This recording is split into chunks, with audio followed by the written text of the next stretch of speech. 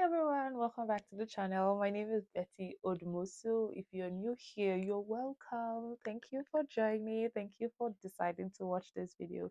If you're not so new, my OGs, my returning subscribers, thank you so much. I see you, I appreciate you, and I love you so much. Mwah. Thank you so much for coming by again.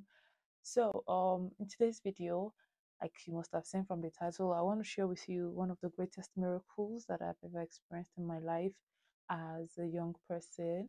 Thinking about it, I've shared so many of my experiences on this channel, but why didn't it ever come to mind to share this one, which is the greatest of all experiences? Today, I just want to share with you how I came to be a practical believer of Christ, my experience, my real and deep experience of finding Christ, despite being born into a home where, Christ was the norm, right? So, a little background story. I was born into a Christian family, like a typical Christian family. My parents, as at the time of my birth, were leaders at the church we attended. My dad was a deacon, my mom was a deaconess. They were very much involved in activities of the church, and they did their best to actually raise my siblings and I in the way of God, to teach us the way. Well, I would say their best didn't equate to my own experience because theirs was just to introduce me to the life, but I had to find the life myself. You know, it took the grace of God to actually make me have an experiential feel of who Christ is and what, you know, the works it does in the life of a person. It took me finding Christ to myself to know that, okay, this whole Christianity thing is beyond just the practices of going to church, going to pray, going to vigils, reading the Bible. It's more than that. Finding Christ is more than the rituals of, um, just the practices, right? So finding Christ, being a believer, is more than just being good. Is more than just having morals. I mean, there are people out there who do not have Christ, but are morally bounded. They have principles that guide their life. So I would say I was like that. I was a good kid, but I still struggled with certain things. I struggled with a whole lot of things that shouldn't be heard of for a child that was born into a Christian home. And so, how did I find Christ?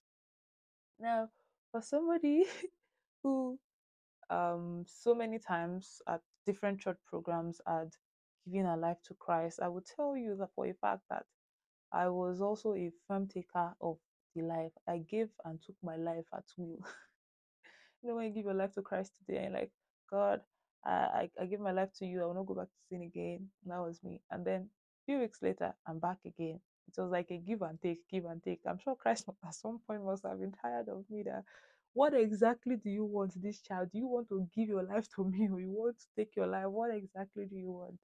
But I would say the whole life of back and forth, on and on, your struggles was something that came to an end in 2023.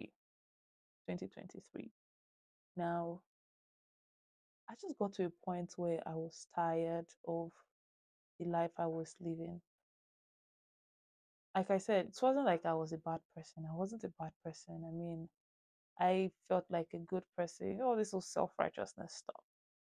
I felt that way. But I got to a point where it was like, I want more than this. When you go to church and we are taught about the life of Christ, and then you see other people around you living a life of Christ, it just challenges you to want the same thing. And I remember right there in 2023 in March, everything just felt like, what exactly was I living life for? I mean, for somebody who has had exposure to who Christ is, it felt like I really should experience this for myself. I really just don't want to see Christ from the lens of other people. I don't want to see Christ from how they teach him to us. Yes, it's important to learn it, but it's also important to experience and practice, that's the teaching and that life of Christ that you have been exposed to. And then I remember right there and then I just said, God, I just need you, I want you. So it wasn't like any dramatic. For so many people, the story of salvation is different for them.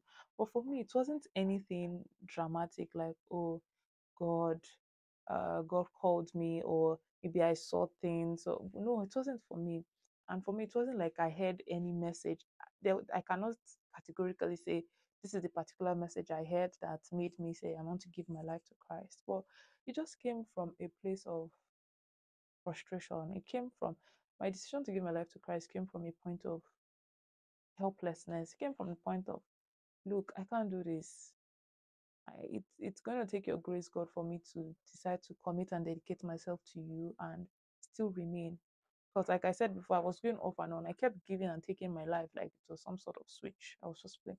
Well, it got to a point where I felt like, God, I just want a walk with you. I just want to live daily with you. I just want to experience you for myself. I just want to find you for myself, and not just the way other people paint their experiences or their work with you. I want my own work with you. And since that time, it's been a journey. I must say, it's been a journey. Presence of Christ in your life makes it even better for you. I mean, in his word in Isaiah, I can't remember where it says, but in Isaiah it says, when you walk through the water, it will not overwhelm you. It will not, when you walk through the fire, it will not burn you. He has promised to be with you. And such promises just makes life even worth living for you. And that is why, even in the face of challenges, you have hope, that you have the hope and assurance that, there's someone else with you, right? So yeah, that's it for today's video. And so anybody that is watching this video and you're feeling like all hope is lost, you feel like you are the worst, you've done so much terrible things, so many terrible things, that you feel like there is no hope for you, there's no way back for you, there is no redemption, there is no, look, Christ is still able and willing to save you. Christ is more than willing and ready. His arms are open to receiving you. Maybe some other time I would share some of the struggles that, aside the emptiness and void, there's just some other things that I struggled with at the time that I don't think I'm ready to share now. But just take it from me when I say I had my own struggles, I had my own problems, that the problems and the struggles that led to the emptiness I was feeling. But Jesus still did it for me. Jesus came through for me, and if he did it for me, why can't he do it for you too? So yeah, that's just it. I just pray that whoever is watching this and you're at that point where it seems like all of is lost, you are helpless, you're frustrated, I pray Jesus would come through for you. I pray that you receive the grace, you receive the help that you need to get past that feeling, that phase that you're in right now. I'll see you in my next video. Until then, it's not bye bye, but see you again.